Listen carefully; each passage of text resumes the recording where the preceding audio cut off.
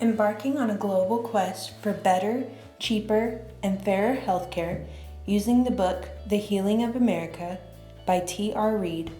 I, Hannah Hart, am going to take you through a crash course of healthcare throughout the globe.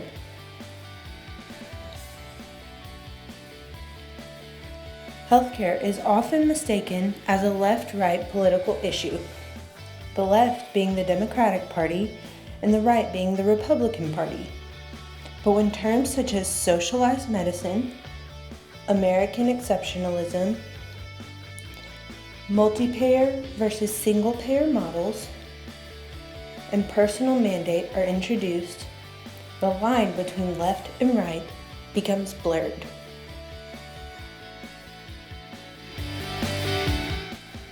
Before we jump into the big concepts, let's learn some terminology. Firstly, socialized medicine. This term is often used to describe all foreign healthcare. Its name also often causes it to be associated with socialism. Oddly enough, it also is often associated with the opposite extreme of socialism, namely communism. However, both of these assumptions are purely based on words, not definitions. Socialized medicine, at its core, is a form of healthcare in which all citizens are covered equally. Of course, the question is, who pays and who's in charge? In this system, it is the federal government. This system is also known as nationalized medicine. The purest example of this system is the Department of Veteran Affairs.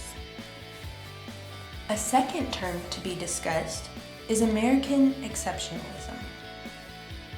You know the phrase, too cool for school? Now imagine doctors and politicians saying that purely based on their American citizenship, they do not need to study, learn, or innovate based on the progress of other countries. Simply remain exactly as they are, making their own progress in their own time. Other countries have great healthcare systems and ideas that are often ignored because of this one basic concept. American exceptionalism has caused many ideas and innovations to be disregarded by Americans based on the fact that they were not created in our own country. American exceptionalism can be defined as the idea that the U.S. is too strong, wealthy, and productive to borrow ideas from the rest of the world. The multi-payer model, contrasted with the single-payer model, demonstrates the main difference between private and public healthcare.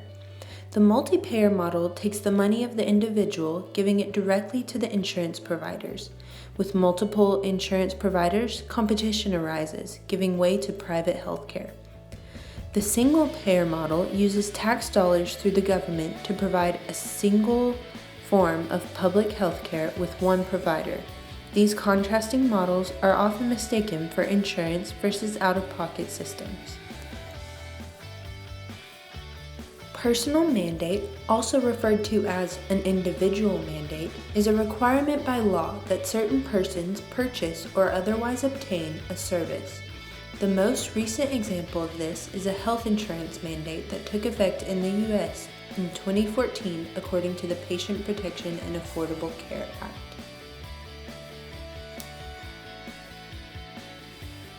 Moving on from terms, let's talk about the politics of healthcare. This topic affects not only patients, but also doctors and drug companies to an equal extent.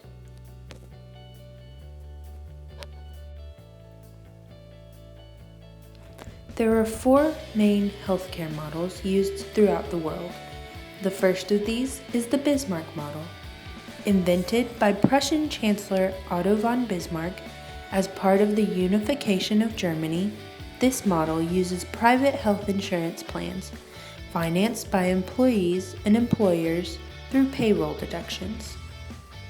The providers are essentially charities, covering everyone but making no profit. This model is used by Germany, France, Belgium, Netherlands, Japan, and Switzerland. The second model is the Beveridge model, designed by William Beveridge for Britain's National Health Service. In this model, healthcare is provided and financed by the government through tax payments. The government, as the sole payer, controls what doctors do and charge. This model is used by Great Britain, Spain, Scandinavia, New Zealand, Hong Kong, and Cuba. The third of the models is the National Health Insurance model. It contains elements of both the Bismarck and Beveridge models. In this model, insurance providers are private, but payment comes from a government-run insurance program that each person pays into. Costs are controlled by limiting the medical services they will pay for or by making patients wait to be treated. This model is used by Canada, Taiwan, and South Korea. Finally, the fourth model is the out-of-pocket model. This is exactly what it sounds like. Those who can pay get treatment. Those who can't do not. This system, unfortunately, is used by most countries of the world, including the 15% of U.S. citizens without medical insurance. America does not use any single one of these models. It is unlike any other country in the world. First, we really have three classes of people, medically speaking: those with money, those without, and the few simply special cases. The mixture of these makes the issue of healthcare one about money versus morality. Secondly, we've chosen to mix the fundamental models. Parts of the Bismarck model are used by most employed citizens. The Beveridge model basically sums up Obamacare. The National Health Insurance model is not applicable, and the out-of-pocket model is used by those without insurance, now illegal unless a fee is paid to opt out. The question is, why have so many models in one if other countries are thriving with just one model?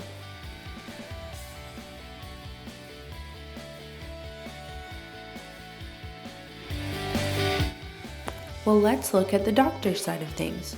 In the US, they're known to have one of the highest paying jobs, but how much money do they actually take home?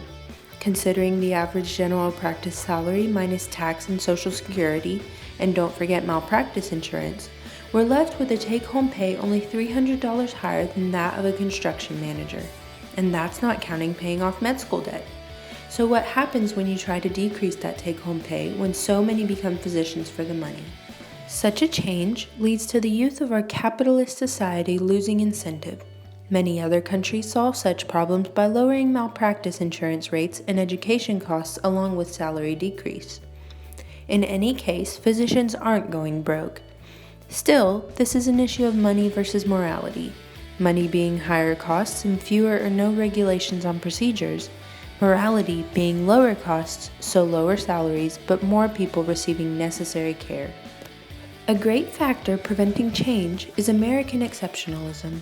It prevents us from borrowing potentially helpful ideas, but it also boosts competition and therefore innovation, something that becomes stagnant in socialized medicine.